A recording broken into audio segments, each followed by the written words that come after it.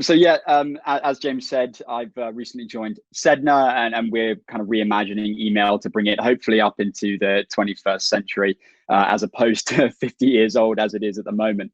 But the topic of my talk for today is about curating the information that we consume as BDRs, and doing so in a smart way that enables us to spend that personal development time effectively. So what is the problem? The problem is that the sales space especially is filled with loads of really amazing content, educational material, and influential people, and they're all putting out great information. But while there are some universal truths in sales, there is also a massive variety in contexts in which we all work in. Therefore, we as BDRs need to effectively distill the huge volume of knowledge into specific best practices that will help us individually in our own industries with our own buyers and our own sales processes. And we talk about implying pain every day with our prospects. So let's turn that inwards on ourselves. What's the impact of that as an issue for us? I've recently moved to SEDNA, and like James said, I've been around the SDR world a little bit of time now. So I thought I knew some best practices. However, when I joined SEDNA, I had a tough first few weeks. I wasn't getting any responses or booking meetings, and my peers were. So after getting given an email template actually by my manager, which I looked at, and to be honest, I thought, you've got to be kidding me, right? This actually goes against everything I know to be best practice. I used that template to book a meeting that same day, which has since gone on to be a really great opportunity.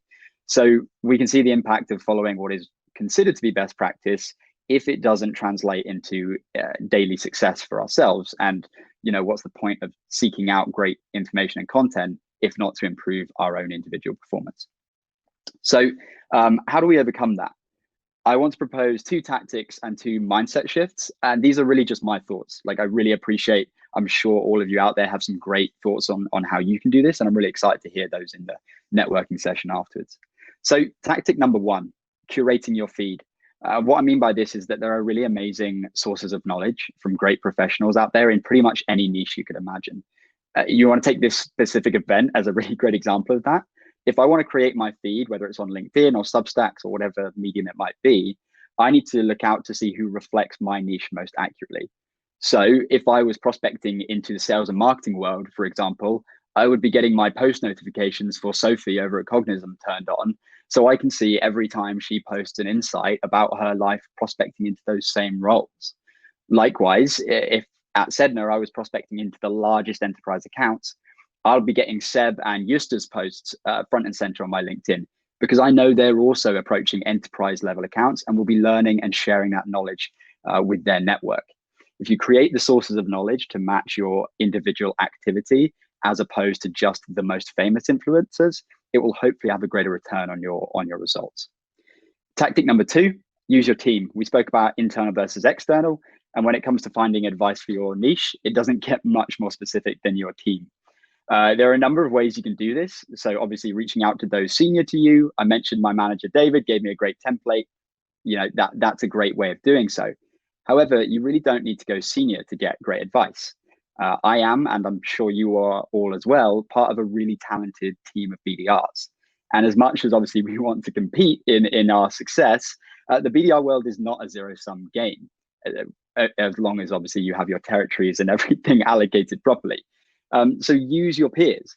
At SEDNA, we run almost weekly sessions where a member of the BDR team will actually present something that's been helping them win.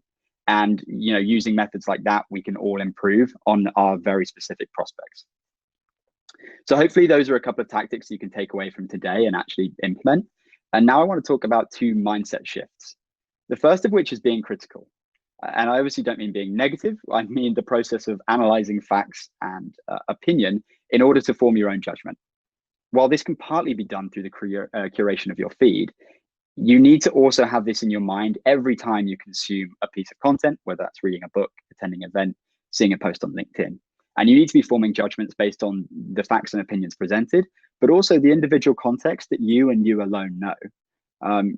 Yes, it might seem more work if this causes you to have to go out and read wider sources or that sort of thing, but it actually can save you from running down an alley with your prospecting style or activities, when you realize that you've actually spent a month or a quarter wasting your efforts on an activity that's actually been really low return for you. If you invest the time up front, you save yourself from wasting time later down the line. That point leads me nicely onto my final point, really, which is the second mindset shift of becoming self-analytical. I think this is really important in whatever form you want to take your self-development, but particularly in sales. And it's all well and good making judgments on what's out in kind of public content, but the specificity of the BDR world actually goes right down to the individual level. What works for a colleague of mine at SEDNA might not work for me. And this is why we need to analyze our own data and our own results, hopefully using the tools that we have available to us. Check where your meetings are getting booked from. Check what messaging works best, what channels work best. And obviously, when you do this, it poses a couple of questions.